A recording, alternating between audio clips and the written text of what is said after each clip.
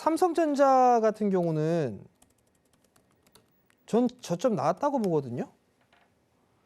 여기 저점 나왔다라고 좀 보여져요. 왜냐하면 이 하락 N자형으로 좀 빠졌으니까 이렇게. 그죠?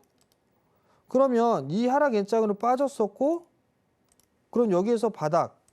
그럼 바닥은 나왔고 그냥 여기서 박스. 전 이렇게 그릴 것 같아요. SK 하이닉스도 마찬가지고요. 그러면 얘네들이 시총 상위를 좀 차지하고 있는데 얘네들이 바닥이 나왔어. 그럼 뭘로 죽이지? 철강으로 죽이나? 포스코? 얘네들로 죽일까? 근데 얘도 일단은 저점은 나왔다라고 좀 보고 있어요. 왜냐하면 많이 빠졌어요. 많이 빠져 있는 그런 상황들이기 때문에 주가가 고점이 나오고 나서 밀렸단 말이에요. 그리고 나서 반등이 나오고 난 이후에 이 저점을 깨거나 내려왔단 말이에요. 그럼 이 포만큼 밀려야 되거든요. 이렇게 밀리면 이 자리대가 저점이에요. 그럼 저점 나왔단 말이에요. 여기서 저점이 나왔는데 이걸 더 깨고 내려간다? 밸류 하단인데? 그러면 뭐가 생기지? 너무 싼데 주가는? 빠질 만큼 빠져 있는데 한마디가 빠졌기 때문에 반등은 절반 정도의 되돌림이 나와줘야 되는데, 그럼 얘가 34만 원, 35만 원짜리 때까지는 올라가 줘야 되는데, 그럼 뭐지? 예상치 못한 변수가 생기나? 그 부분들 때문에 일시적인 이탈? 그런 것들은 생길 수가 있을 것 같아요. 근데 그런 일들이 생긴다고 해서 매도를 한다? 글쎄요, 아직까지는 아닌 것 같아요.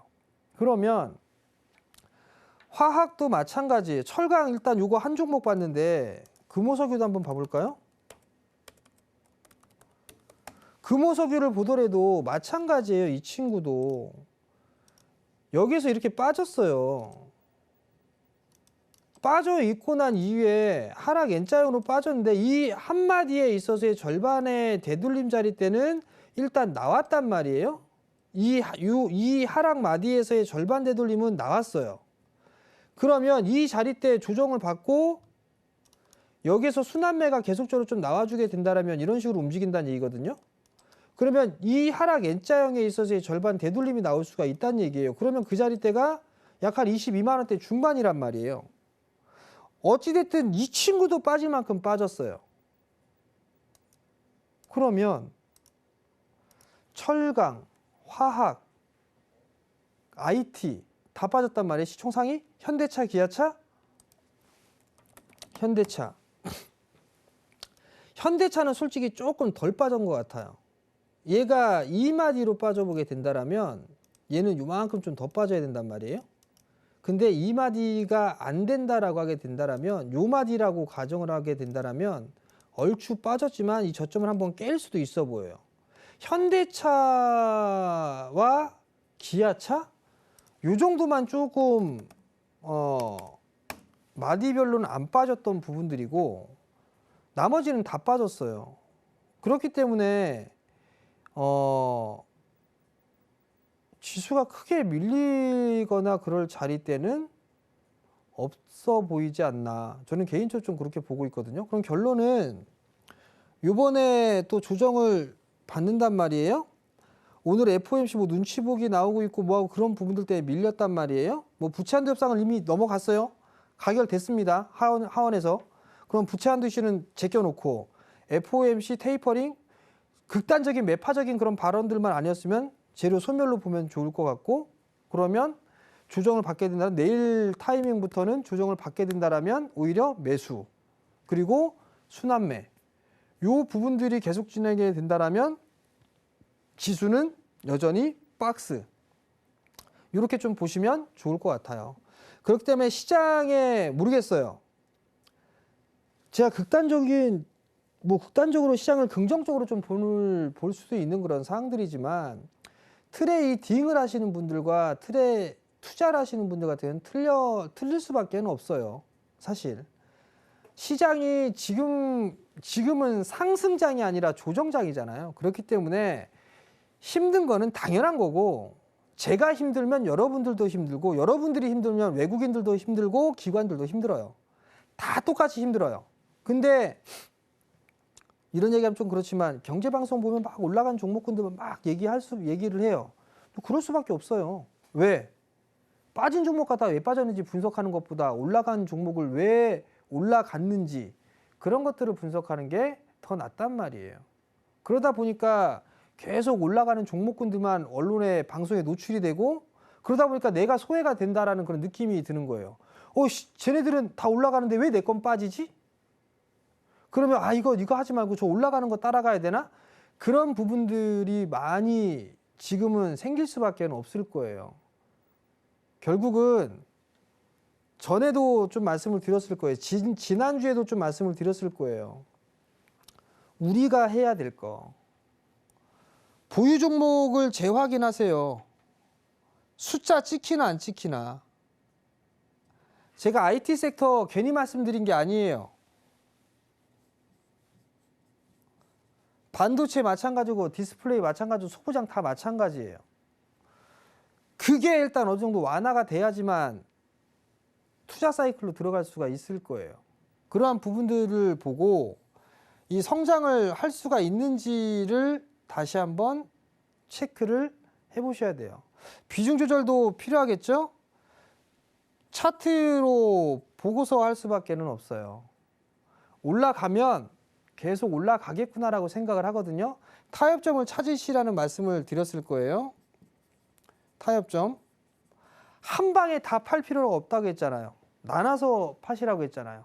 그리고 나서 조정을 받으면 그만큼 다시 한 주든 두 주든 더 살 수가 있잖아요. 그러한 부분들에서 투자를 한다라면 주식수를 늘리는 게 더 좋다라는 거. 그리고 이제는 양도세 이슈가 생길 수가 있어요. 아마 다음 주 초 정도까지는 계속될 수가 있을 것 같은데 종목마다 뜬금없이 막 빠지는 그런 종목군들이 있어요. 그 종목군들 중에서 아무런 뉴스도 없고 그런 상황에서 그냥 밀려버린다라면 그런 부분들은 한 번쯤 양도세 때문에 밀리나? 그 부분들 좀 생각해 볼 필요성이 있고 크게 올라가 있는 종목군들 따라 들어가지 말라라고 말씀을 드렸을 거예요. 뭐 2차전지, 소재 쪽, NFT 뭐 이쪽 몇 번을 좀 말씀을 드렸을 거예요. LNF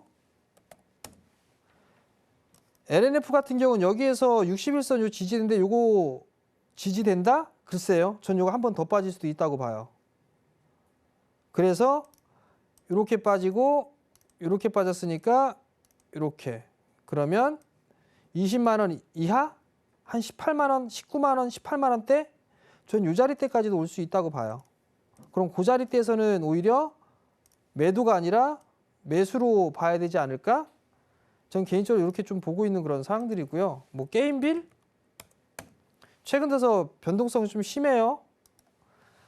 컴투스 이런 것들도 마찬가지죠. 뭐 다날 같은 경우도 견조한 그런 모습들이지만 몇몇 종목군들 이렇게 올라간 것 중에 이 몇 개 안 돼요.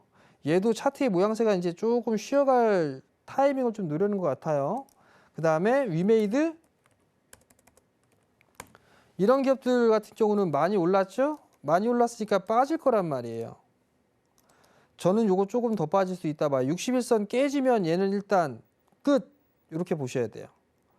급등주는 추세를 그리는 기업들은요 21선은 쉽게 안 깨요. 21선이 깨는 순간 1차 시세는 끝났다라고 보시는 게 맞다라고 말씀을 드렸을 거예요. 얘도 마찬가지예요. 자, 주가가 24만 5,700원을 찍었어요. 그래서 이래 빠졌어요. 반등이 나왔어요. 반등 나왔을 때 절반 정도 되돌림 나온다고 했잖아요. 그죠? 그럼 이 절반 정도 되돌림 나왔을 때 일단 현금 만드는 거예요. 이때는 아마 요날 방송하고 나서 이거 반등 나오면 일단 현금 한번 만드시라고 말씀을 드렸을 거예요. 이거 절반 되돌림 나올 거니까. 그래서 요 저점 자리대를 깨면 이 폭만큼 빠진다니까요. 이렇게. 그러면 여기가 저점이에요. 기가 막혀. 자, 여기 저점이란 말이에요. 그럼 이 자리대까지 빠질 수 있어요. 이게 무슨 얘기냐면 잘 생각해 보세요, 여러분들. 종목 상담을 해요. 서울경제에서 종목 상담을 막 해요. 얼마에 매수하셨어요? 뭐 했어요? 비중 어표를 몇 %예요? 뭐에 막 얘기하고 있어요. 근데 대부분의 이 상담을 받을 때 기술적인 흐름들을 좀 보게 되면 그 얘기를 하게 될 거예요. 저점 이탈하면 손절하세요. 저점 이탈하면 손절하세요라고 하는 건 두 가지 의미가 있기 때문에 그래요.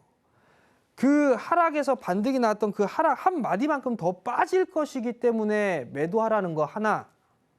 두 번째는 그렇게 배웠으니까. 그 어떤 책을 봐도 전저점 이탈했을 때 매수하세요라는 책은 없어요. 전저점 이탈하면 손절하세요, 리스크 관리하세요라는 얘기들을 많이 해요. 그렇잖아요. 다 찾아봐요. 저점 이탈했을 때 추가 매수하세요라고 하는 부분들은 없을 거예요. 그렇다는 얘기는 차트를 보고 종목 선정을 하고 한다라면 차트를 보고 대응을 해야 된단 말이에요. 왜? 조금 전에 말씀드렸잖아요. 이만큼 빠졌다가 절반 되돌림 나와서 이거 깨면 이 폭만큼 빠진다? 그래서 이거 갖다 이렇게 대보면 오 진짜 이만큼 빠졌잖아요. 그럼 여기가 저점이에요. 그럼 얘가 여기서 빠졌어요. 만약에 근데 얘가 요 저점을 깼어요. 이 14만 7천 원대 요 자리대 깼어요. 그럼 요거 한 마디 더 빠져요. 이거. 그럼 어떻게 빠지느냐? 이렇게 밀렸다, 올랐다, 빠졌다, 올랐다, 또 빠져요. 이거. 그러면 이제 여기서 지금이라도 이제 얘기 나와요. 여기서 지금이라도 매도해야 되냐고. 그럼 여기서 하나, 둘, 셋, 넷, 5개로 빠졌으니까 A, B, C 이렇게 나오겠죠. 그렇게 해서 여기서 빠져나오는 거예요. 또 18만 원 여기 이 자리 때, 이 자리 때 18만 원 자리 때, 이 자리 때 정고점 부근이기도 하죠. 이탈돼 있던 저점이기도 하죠. 이렇게 하시면 된다는 얘기예요. 그렇기 때문에 차트를 보고 왔다라면 차트 보고 하시면 돼요. 자, 근데 여기서 하나 더. 2차 전지는 죽을 것 같진 않아요 라고 말씀을 드렸을 거예요. 그죠? 2차 전지는 죽을 것 같진 않아요. 그러면 한번 보자고요. LNF. 자, LNF를 보겠는데 이게 지금 주식이 이만큼 올라갔어요. 여기가 3층인지 4층인지 옥상인지 어떻게 알아요? 뭐 옥상까지 올라가 봐야 뭐 알 수 있어요? 그건 아니란 말이에요. 자, 그러면 여기서 볼 게 뭐냐면 숫자 보시라고 했잖아요. 숫자. 자, 얘가 숫자를 보면 380억이에요. 올해에. 근데 내년에 1382억이에요. 4배. 4배가 늘어간단 말이에요. 4배. 4배. 그래도 PER 밸류 겁나게 높아요. 성장은 지속해요. 근데 성장률은 줄어들어요. 어찌됐든 숫자는 기가 막히게 찍혀요. 그러니까 얘는 밸류를 많이 받았지만 이렇게 죽어 내려가지는 않는다는 얘기예요. 근데 위메이드를 보자고요. NFT 좋아요. 1300억 올해 1300억 예상을 해요. 턴어라운드죠. 근데 내년도에 3000억인데 내후년에 꺾이네? 2700억? 그럼 이거 못 빠져나오잖아요? 이거 잘 못 빠져나오게 되면 아마 이 10만 원 또 깨고 내려갈걸요? 저는 그렇게 봐요. 왜? 역성장이니까. 그래서 숫자를 보시라는 말씀을 좀 드린 거예요. 지난주에 이것저것 말씀드리면서 나무가 말씀을 드렸을 거란 말이에요. 윗골이 겁나 달리네. 자, 보자고요. 얘네 내년도 전망 안 나왔어요. 그죠? 얘네 내년도 전망이 안 나왔어요.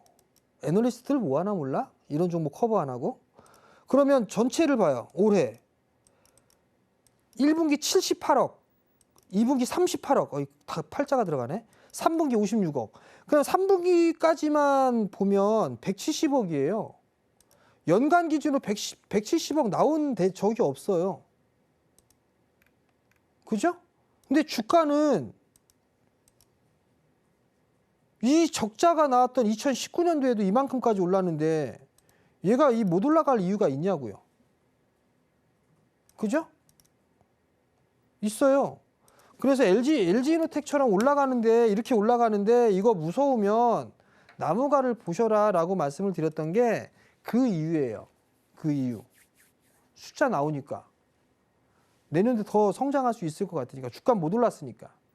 그러면 다시 여기서 봐야 될 부분들은 턴어라운드가 되는 거, 턴어라운드가 되는 것들은 올해보다 내년도에는 분명히 주가는 더 좋을 거예요. 주가 못 올라갔다면 그걸 보시면 되는 거라는 거